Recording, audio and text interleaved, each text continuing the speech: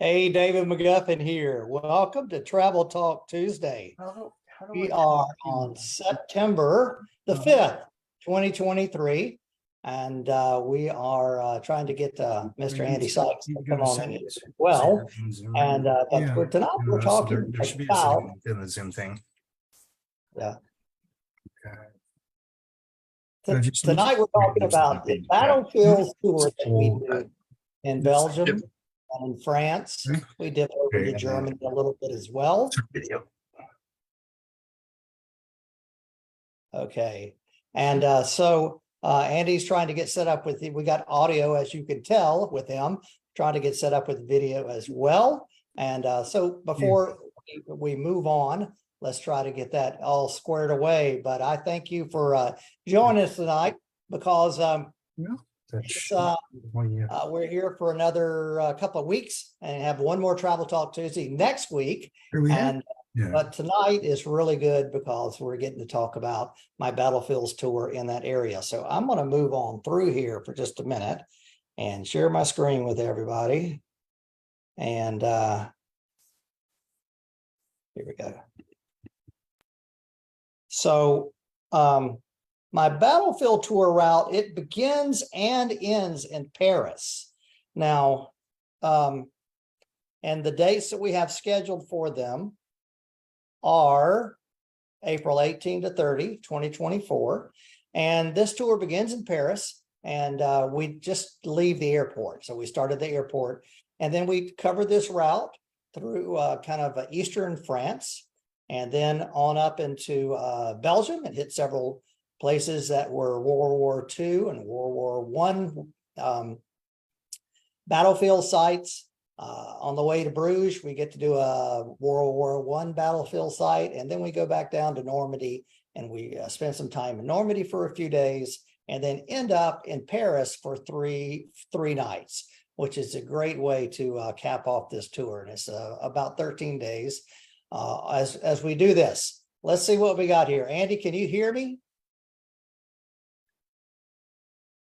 Let's try to get him on.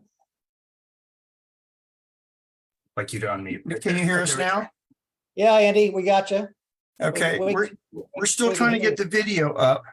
We hit to start the video, but it says you cannot start your video because the host has stopped it. Okay, let's see. Want me to click that? Yeah, why not? Any indication now that it's different? Because I made you co-host, whatever that does. Let's see. Yep, there we go. Oh, there you go. Okay. We got you. That's my son-in-law. Hi, who's helping? Thank you. Okay, here we go. Okay. Now let me get back here. I just want to get this thing set up to where you can see me. Okay. Yeah, there we go. We're good. It's good to see you. I hadn't seen you in a while. It's been a while. You're right. Yeah. Okay, so guys, thanks for helping us work through the technical difficulties. I'm gonna just give the intro one more time, and so we can trim it later on. But welcome to Travel Talk Tuesday. It's September the 5th, 2023, and tonight, Andy Sykes and myself are going to talk about our battlefields tour that we do in France and Belgium, and dip into Germany as well. And so we hope that you'll take a look at it and maybe you want to come and travel with us sometime on it. It's a lot of the places that I usually go to, but we're concentrating on World War I, II, and even Napoleonic Wars as well. So Andy, I'm gonna let this run and we'll get through the first little segment of it. And then I'd like you to tell us what we're gonna see and visit and do. Let's let this one little video. I've done this on Google Earth, and so I've got some flyaway video. And so this is welcome to France. We start at the airport, and then we immediately leave and go to the east, and we work our way across kind of the northern part of France, and we end up in the Champagne region of France as well. So here's my little Google Earth video that I set. We're starting in the Paris Charles de Gaulle Airport. And from that point on, we get on our bus. You get off your plane, I hope, and then we get on our bus. So And then we take off across the country and make the first stop at the American Cemetery Memorial in, where is that, Andy? Help me out with it. I'm still experimenting. Okay, This is just right outside of Chateau Theory. okay, right, right. And so there's a lot of American cemeteries throughout Europe. And we're going to visit at least 3 of them, I think, on this battlefields tour. And then we go to Chateau Thierry. Now, what's so important about that? Chateau Theory was really the first battle that the Americans as an independent command took part of in the First World War. It was part of the Second Battle of the Marne, and General Pershing had insisted that the Americans stay under American command. And this was the first opportunity they had to prove themselves in battle. Okay. And if I recall right, it's on a river, as you can see right here, and a big bluff as well, I think. And there's It's an absolutely beautiful little town. yeah, right. Right. I remember us pulling up there in our coach. We did this tour, by the way, together in 2015. And I remember pulling up in the town. That was the first stop after getting off the flight and coming to the airport. And everybody was just so nice to be there in the French culture and everything. I think everybody got a baguette and put it in their arm and carried it around or something. But I we actually had remember that lunch very well. We found a very nice little restaurant right across the bridge. And it was very pleasant. Yeah. So from there, we head on over into the big town of Rheims. And I'm going to use the Americanized version because if I say, you won't know what that is in French. So that's where we go there. And so it's famous for its being in the heart of the region for making champagne. And the grapes there that grow are the same as many other grape varieties throughout France. Except in this region, some time ago, a monk discovered that if they put a cork and wired it down, that it would develop its own bubbles and make sparkling wine or champagne. And by the way, champagne technically can only be called champagne if it is from that little area that we're looking at right here in these vineyards as well. And one of the most famous is Dom Perignon. And that is the name of the monk who invented it. And so that's what we did. And I think we go and visit a wine cellar or a champagne cellar. That's Andy, by the way, a champagne cellar. And the Rheims, it's kind of a big town, maybe 15,000 or so, but it's also very French and very quaint, a lot of pedestrian areas. And there are champagne producers all over the place, and we visit one and end up having a sip of wine as well, and then we have dinner together that night as well on that night. Any other thing, Andy, on that one? One of the surprises of the trip actually was the trip to was it Moet? Moet, yeah. Where Moet. we were able to go under, that's our group, most of our group. Yep. And we were able to go into the underground cellars right here. And we actually learned that during the First World War, Rheims was actually in German hands. And the Germans actually used these wine caves as hospitals, barracks, storerooms, headquarters, and things of that nature, which was really interesting because I had no idea about that. And then when we went to the cathedral, I had actually found that Marc Chagall had done some of the stained glass when they had to rebuild the cathedral, because the cathedral was largely destroyed because of the shelling during the First World War. Right. And we just showed you a couple of photos of the cathedral there. And so that's night number one. We have dinner together. And then the next morning we wake up and then we head on up into to the area of Belgium and into some of the major battlefield areas of World War II, especially. Let me let that run. Andy, if you want to just talk over this, and I'll stop it at an appropriate time. I just wanted to add that we were lucky in Rheims because we had a delay for like 30 or 40 minutes or something like that for leaving. And it turned out that it was market day. So we got to enjoy the Rheims market, which was, I love European market towns and markets, so it was a lot of fun for us. Now, I think Sedan is on the border. Is that right? Yes. Okay. And then this stop was wonderful. Oh, this is the Chateau de Boreal. Yes. And this was one of the sites that I had asked you to add to the tour because this was where one of my favorite persons from history had come from.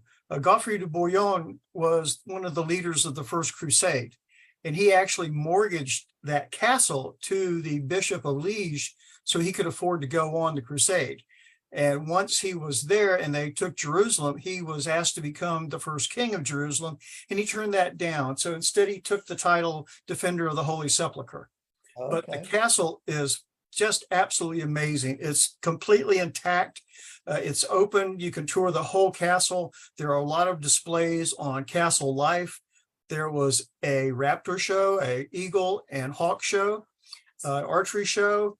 And it was just fascinating. And the whole history of the castle, all the way up into the 1880s, was presented. It was very, very interesting. And again, it's a beautiful little town. We had a wonderful lunch by the river. It's just gorgeous. Oh, and my wife loved it. Hey, Cindy. David, that was a cool castle. Yes. Okay, and then we make our way on up to Bastille, and we're there a couple of nights.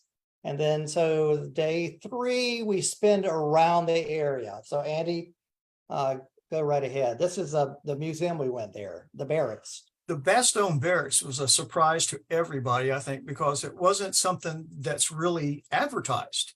It's actually a working Belgian army base, but what they have done is they have taken the area that General McAuliffe of the Airborne had used as his headquarters during the siege of Bastille, and they had converted it, like you see here, with live, or not live, but life-size mannequins showing what the rooms were like during the siege of Bastille.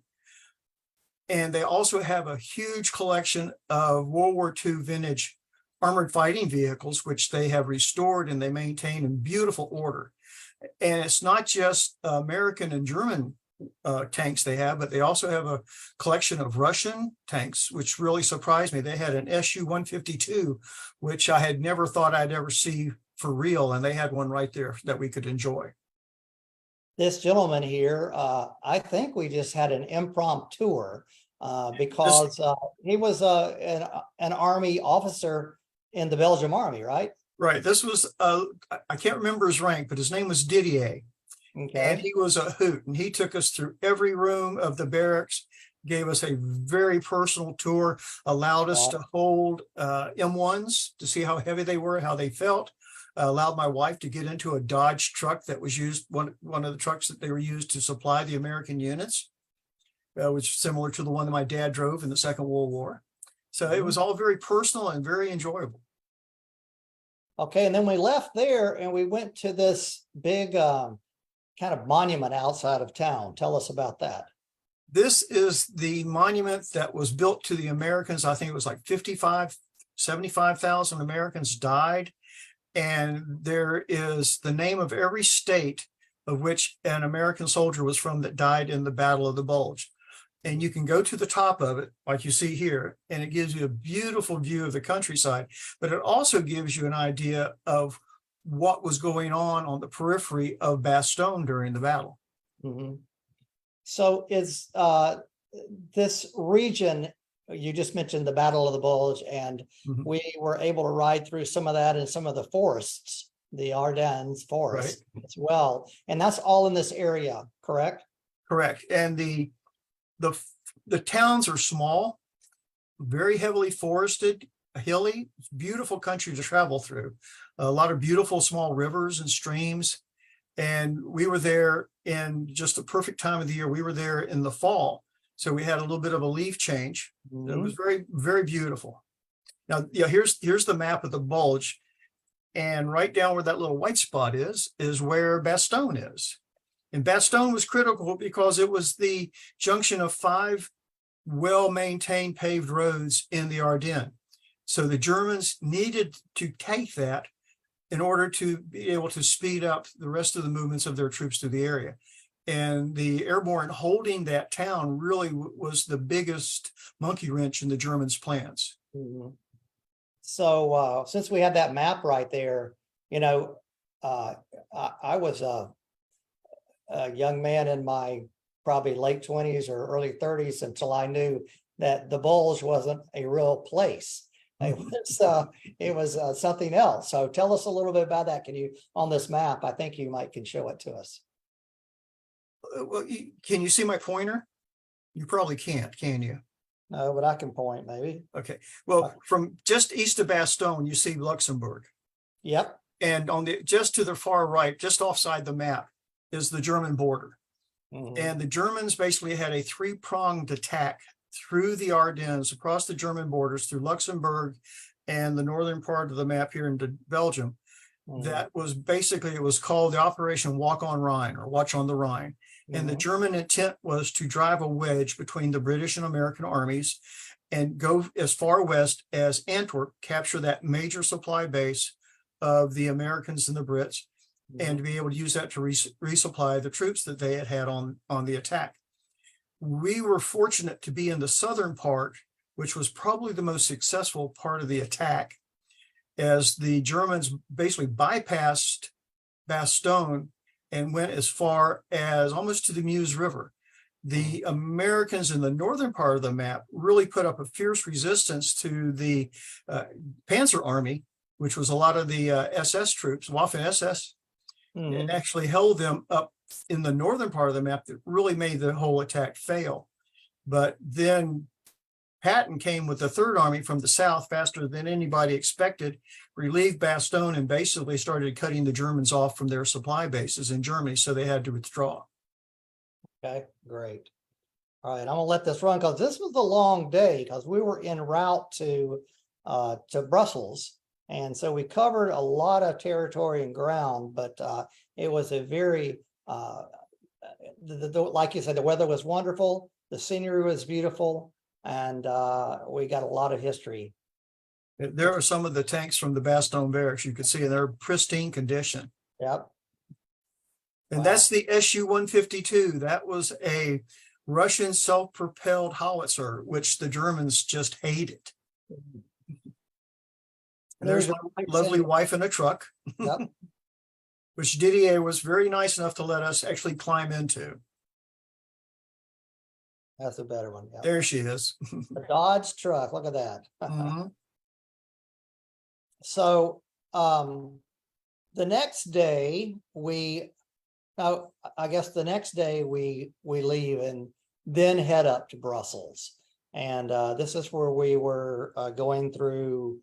I'll let this run and you tell us. And this is where we dip into Germany as well, I think. Yeah, this was a very moving part of the trip because we started in a little town right on the Luxembourg-German border called Dasburg, which is where the the southern part, I think it was the Seventh Army, the German army, made their attack, headed for Bastogne. Mhm. And as they went north, they went to St. Vith, and that is where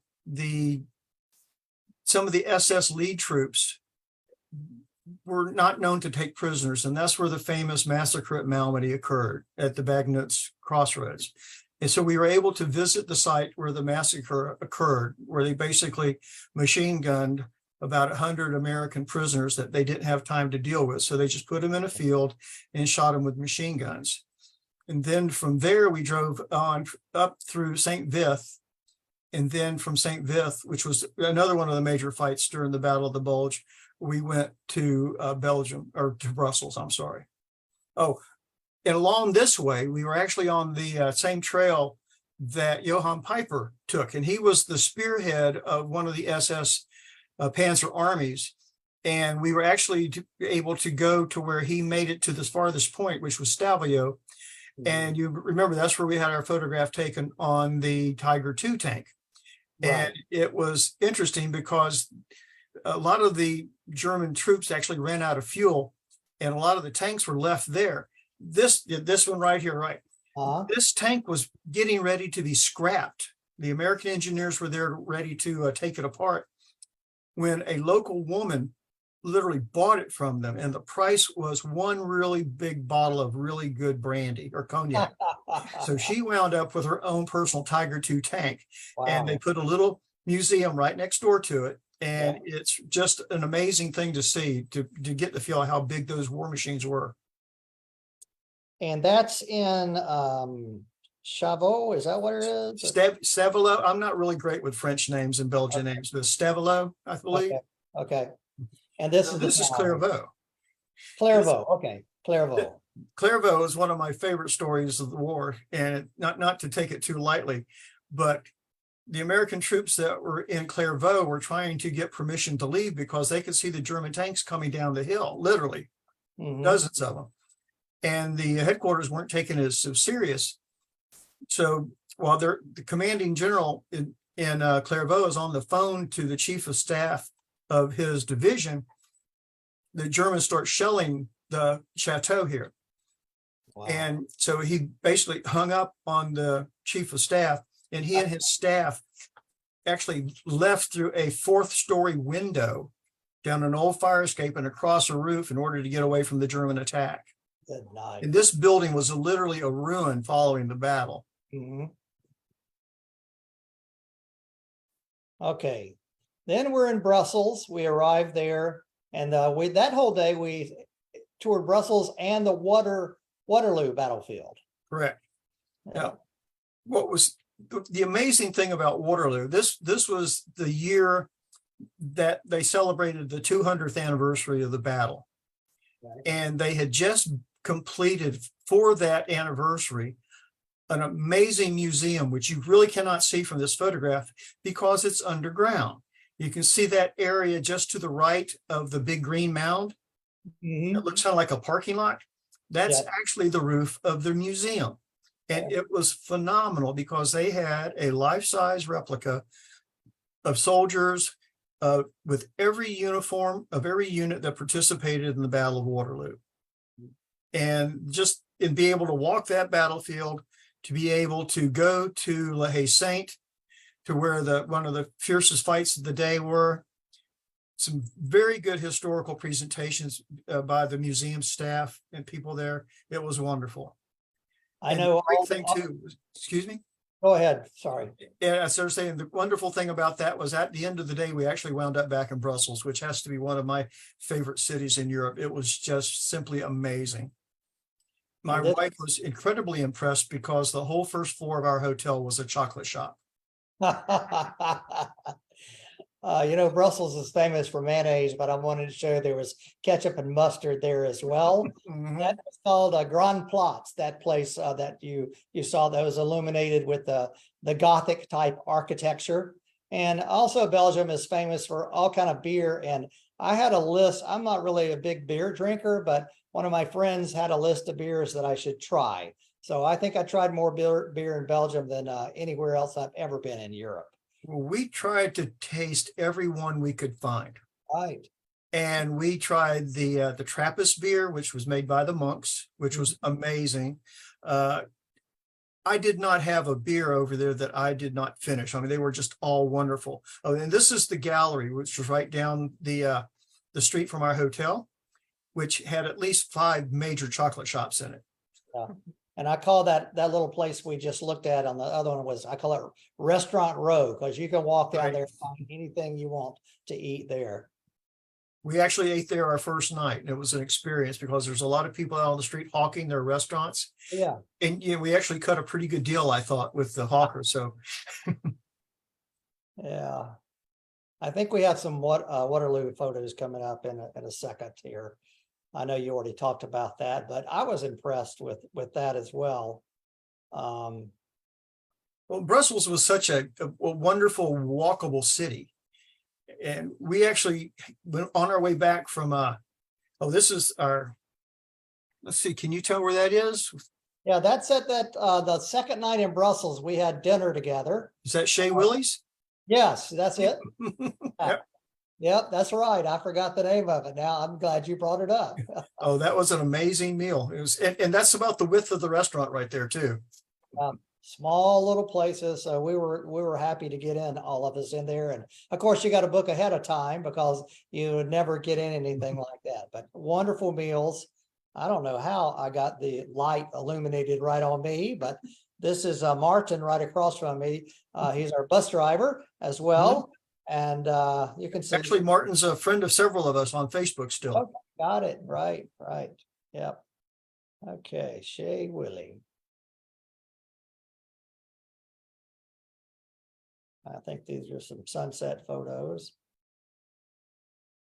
I don't know. I guess I was infatuated with that. Here's some from out at Waterloo. This is La Haye Saint. This was the chateau, and it's still in private hands, so you really can't visit it. But it's right there. You can walk around it, you can take pictures of it, and you can see it from the museum's location. You can look down and see the whole battlefield from left to right. And this would be down to the left a bit. And then all the way over to the right where you would see Hougoumont, which was the farm, which was the major, hand-to-hand combat that lasted for hours and hours. And that's where one of the better presentations are. Now, not everybody climbed that mound. That mound was actually made by the Dutch government when the Belgian and the Netherlands were still the United Netherlands. And the Prince of Orange, who became the king of the Netherlands, was actually in the battle. He was Wellington's, technically his second in command. And so he had the mound built to celebrate the victory after he ascended to the throne. Now that was the Hougoumont farmhouse, and you can get an idea what it must have been like to try to fight over those walls.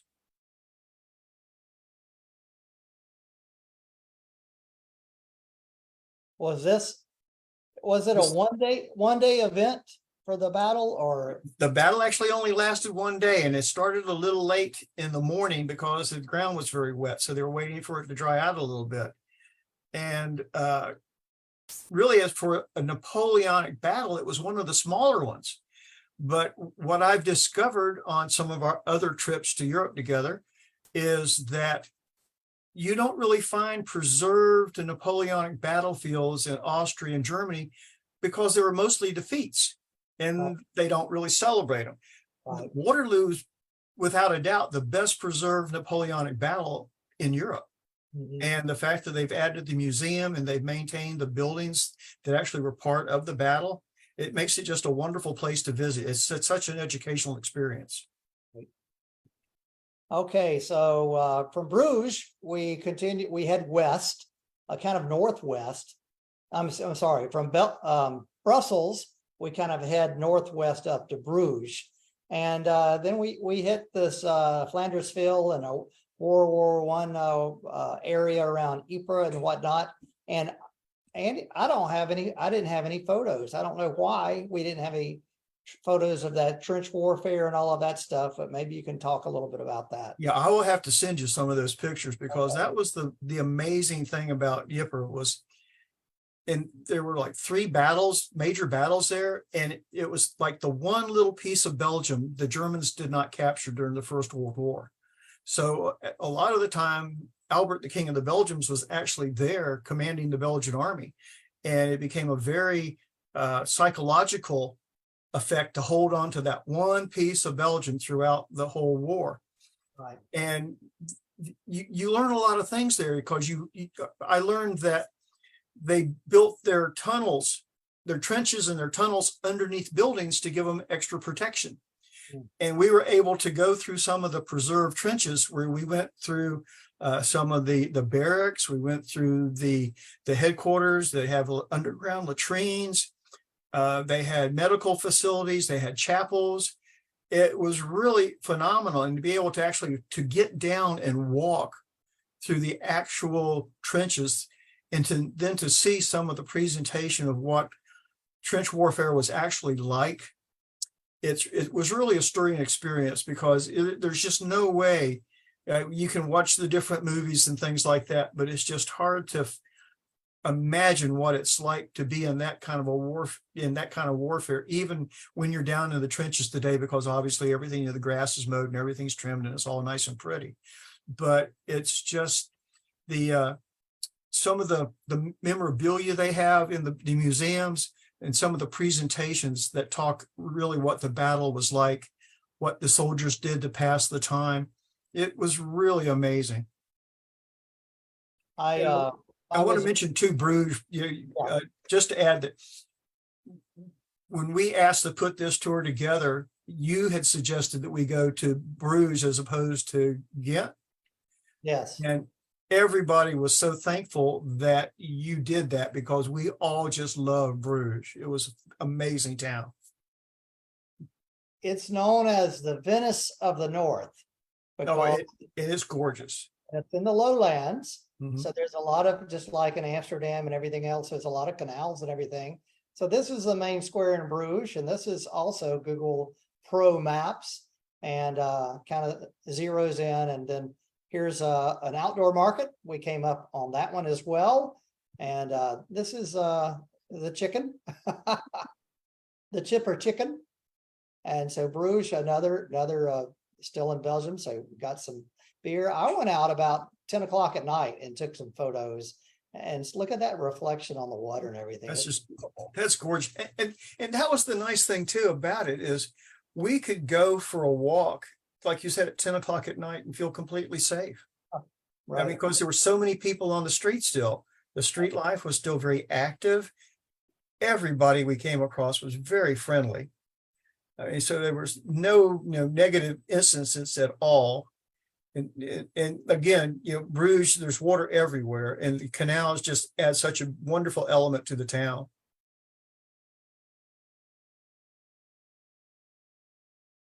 The entire city center is that historic core is pedestrian only. So within that whole round area, you can walk anywhere and cobbled streets. Just imagine it, the Middle Ages streets. That's what you're looking at here. And one of the fascinating things too about our stay there was you had booked us into a hotel that was actually a former monastery, which was nice. And because the next morning when we woke up, I looked out my window and I was actually overlooking the live animal and vegetable market that was behind the hotel. So we got to go to another market.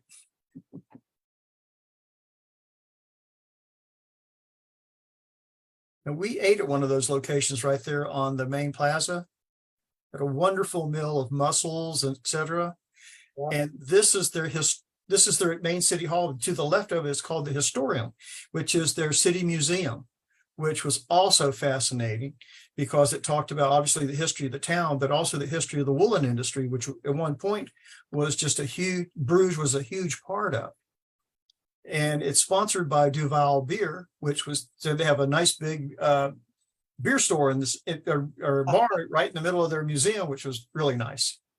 Cool. Now, the next day, we were in Bruges overnight, so we packed in a lot that day, and but it was beautiful, and that's why you see a lot of my photos are night photos. But the next day, you can see on the map, there's quite a bit of travel because we're going to head all the way down to what we know is the Normandy area. And we're going to visit some World War II sites here for the most part. So let me let that run. I think I got to fly over with Google Pro. So this is Bruges Center. And we're ending up in Bayou, which is down in France. So I think we went to this Pegasus Bridge Right. next, right? Tell us about that. The Pegasus Bridge was the objective of some of the British glider troops on D-Day, and they were actually the first troops to land, other than the parachutists, to land in France. And they had to capture this bridge because they had to hold the bridge in order to keep German reinforcements from getting to the beaches, the invasion beaches. And they captured it and they held it. This is the original bridge. They have replaced the original, but they just moved it off to the side and created a memorial to the troops that took it.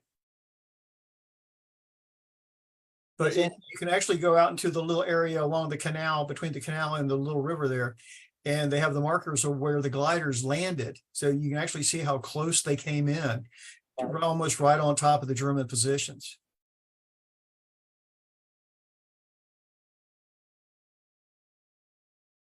And they also, like it's showed in your picture, they had one of those really well-preserved Horsea gliders, which the troops flew in.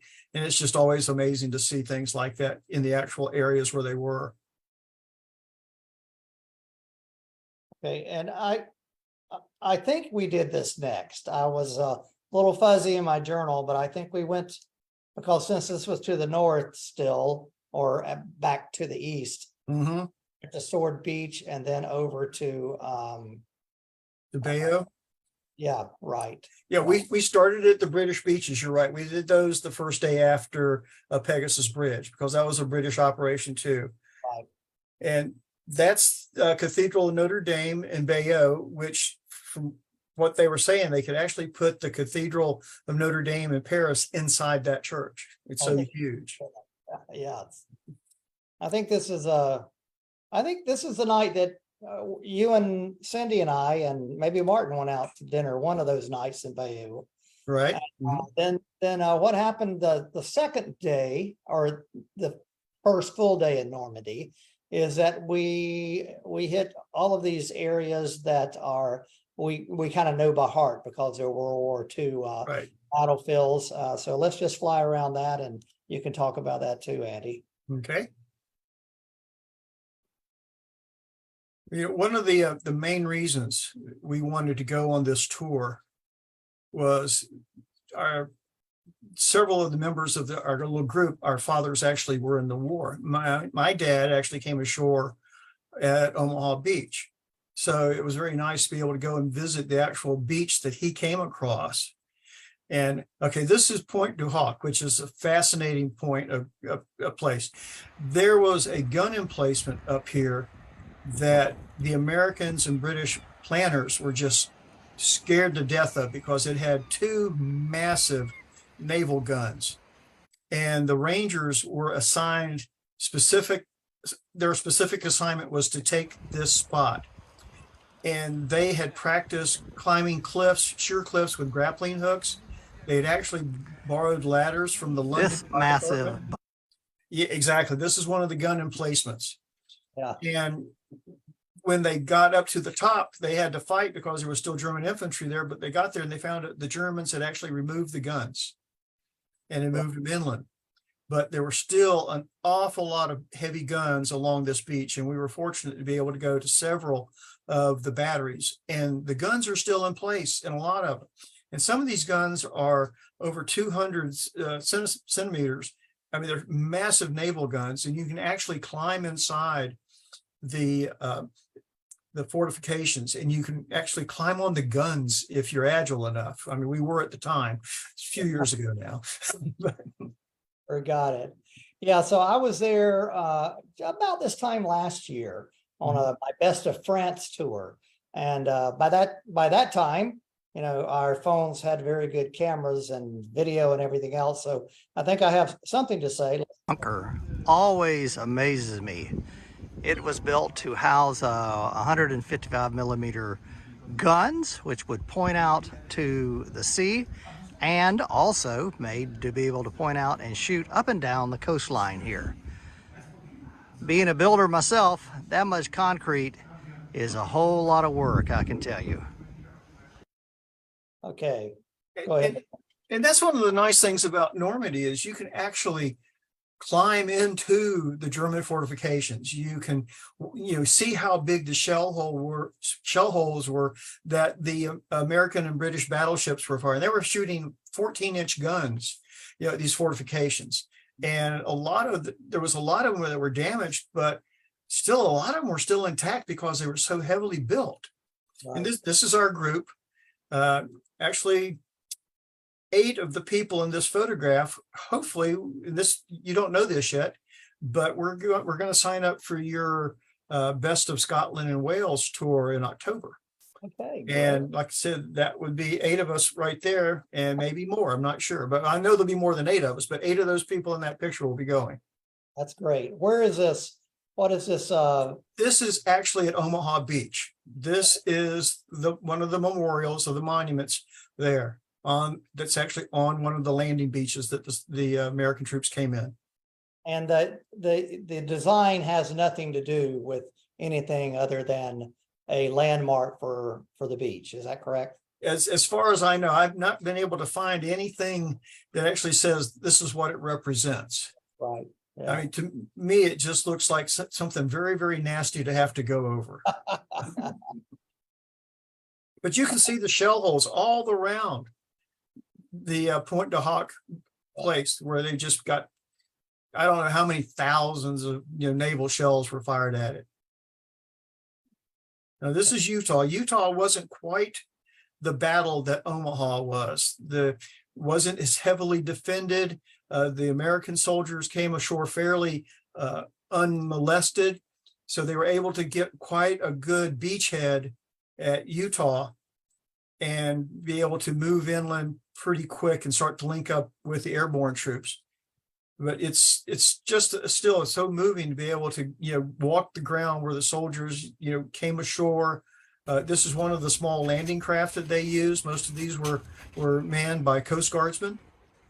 Matter of fact, the only United States Coast Guardsman ever to win the Medal of Honor won it at Omaha, providing cover from this little boat for the troops coming ashore.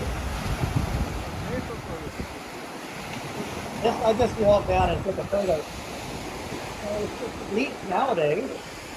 They're up for the walk, and there's a memorial up for Utah. And again, one of the nice things about these beaches is a lot of the fortifications and everything are still there. You can walk on up to the beach and you can look to your right and there'll be a pillbox up in the sand dunes. You look to the left and there'll be Hey, another David McGuffin pillbox here covering from the both American areas. Cemetery here in Normandy, Sorry, that guy scared me. I didn't know he was.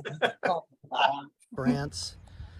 This is the final resting place of 9,386 young men and women who lost their life in battle and fighting for the freedom of the known free world in June, July, August, September of 1944.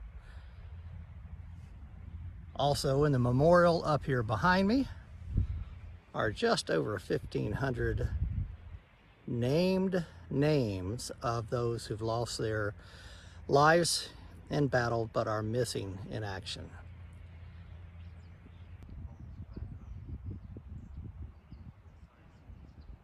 I took a photograph of one of the crosses. It was a technical sergeant which was my father's rank, in my father's unit, born the same year that my father was born. And I found that very just stirring to come across that.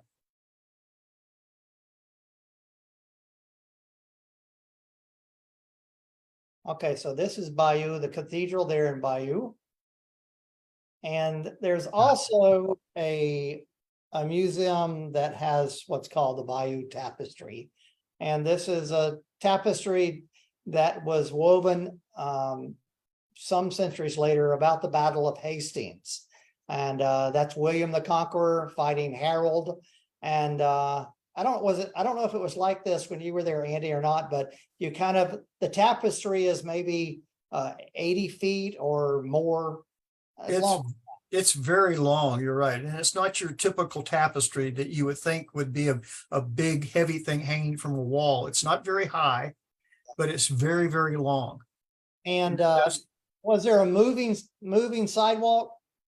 No, but what they'll do is they give you a handheld recording, right, in your language, and it's marked by different stations by number. So as you go to each station, you'll just keep track of the number you're on, and it tells you what each of those panels represents. So now they've updated it, so you're on a kind of like one of those moving sidewalks. Really? No, that's interesting. And as you have that device that you're listening to, and as you go past, the section's illuminated, and so you're looking right at it. And I think the idea is to get more people through there and without having people to stand, but you get the whole story and you go from one end to the other in about, maybe 15 minutes or so. And they probably did that because of me, because I stood in front of each panel and people had to go around me because I was just fascinated by this thing. Right. This is one of those extra woven, right? It's all yes. woven. It's all stitched. Yep. And that was when you told us we were going to be staying in Bayou, we were really excited because it gave us the opportunity to see this. This is one of the outstanding historical relics, I guess you could say, from the Middle Ages, and to be able to see it and literally go through and have it explained was just another one of those amazing parts of the trip.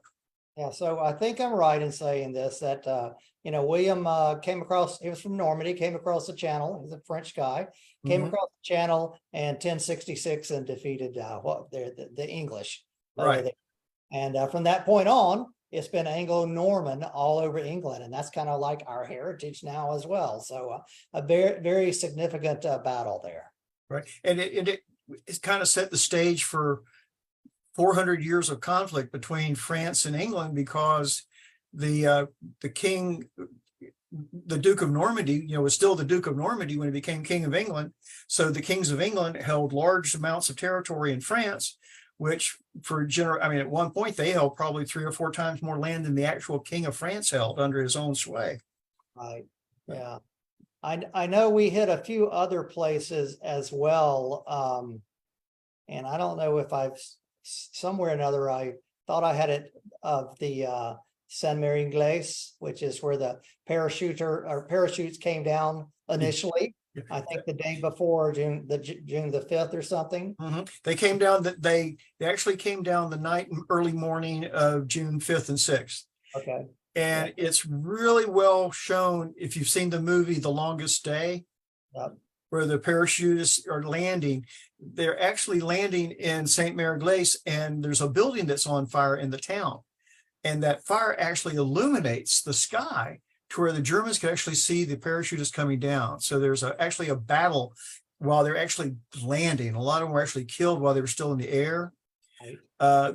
One of the parachutists was hung up on the church steeple, and they actually have a full-size replica of him there now, or still, at least they did.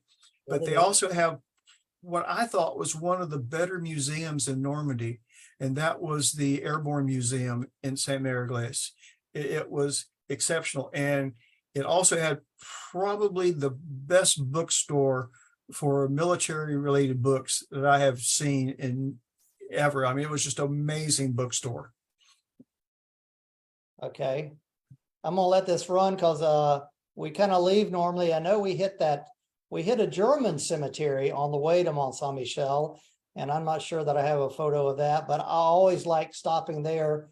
There's 2 of them I know on the way to Mont Saint Michel that are pretty amazing. And just to show you the reality of, there was loss of life on both sides. And, no matter what you think of, well, no one likes Hitler, right? Mhm. But no matter what you think of him, there's a lot of those guys that were fighting for him were made to do that. And they didn't want to do it any more than others from our country and the Brits and anybody else. But they just all happen to be there at the same time. So there is a couple of German cemeteries as well, not to the extent that the American cemeteries are, but we do make an effort to go by there and look at that section as well. And I believe the crosses in the German cemeteries represent 5 German soldiers. Right, they're in little clumps. Mhm. Yes.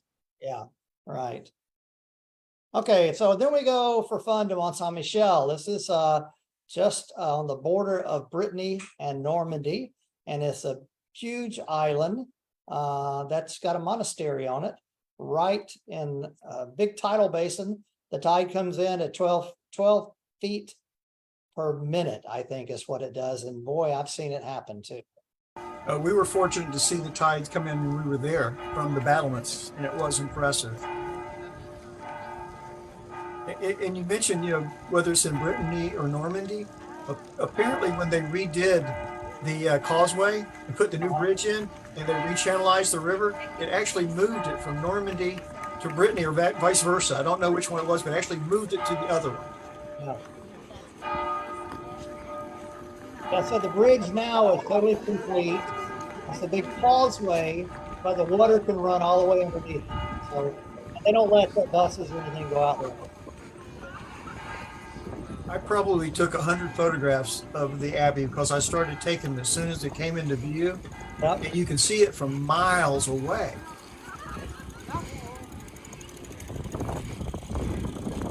is the entrance gate. I was here last summer.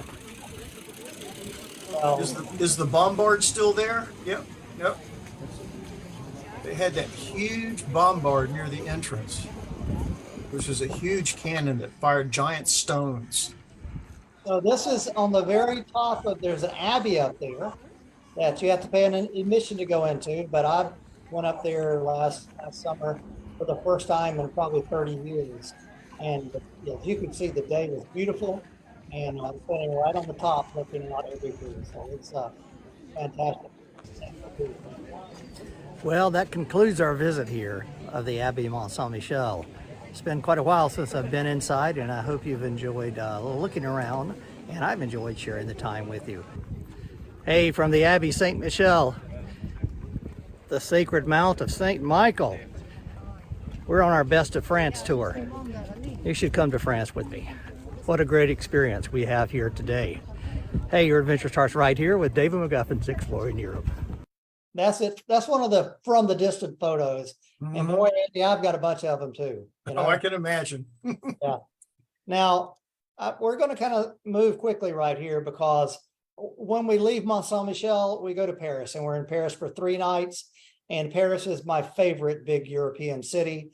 There is tons of stuff to do there. But if you try to pack it all into a day or a day and a half, it's just impossible. So we have at least 2.5 days in Paris to pack in all the sites of the Cathedral Notre Dame, the museum, the Louvre Museum, Montmartre, all the, the Eiffel Tower, of course, and seeing the views up there.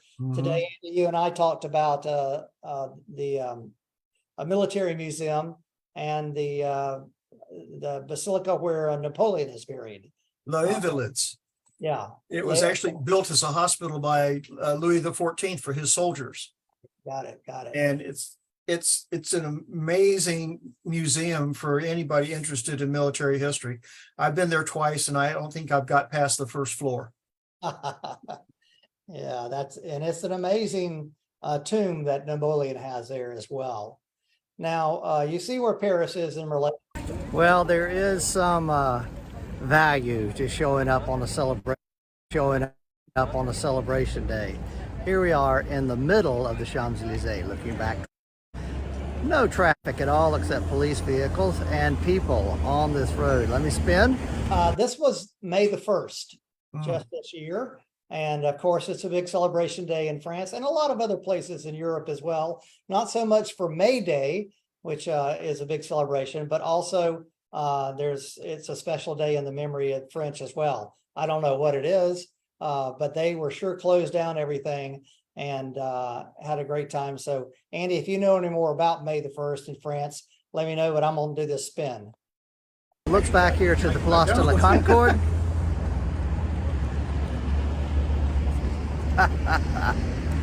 Pretty amazing. And we were like the first 10 people out here on the street after the big celebration. Hey, David McGuffin here, back in Paris once again. I am at the Trocadero, the grand overlook for the Eiffel Tower. You can see it just right there in the background. A beautiful day, mid-March 2023.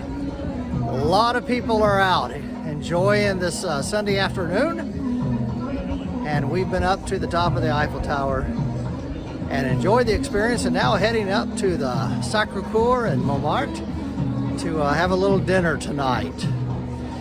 And that pretty much concludes it. I'll get a small little wrap up, and then Andy and I will make our final comments on it as well. You can see I already told you the dates for that trip were April 18 to 30 of next year. And it's advertised right now for $3,889 a day, or a day, right? For the whole 13 days. And that's pretty close to being very accurate. And so, like I say, we've had a lot of people at our travel shows and interest the last week or so about people wanting to watch and look at this Battlefields tour. And we only do it every several years, and I cannot believe I haven't done it since 2015, but we're gonna have one next year. So we would love to have you guys join and be a part of that. And let me let this one more little slide run here so we can wrap this up. I think it's the map one more time. Andy, Yes, sir. you want to close it out? What do you think? Anything we missed? We missed the Trocadero, right? I mean, you did talk We about missed the that. Trocadero a little bit, but it's the French Naval Museum, which was fascinating. The models they have and the history of the French Navy.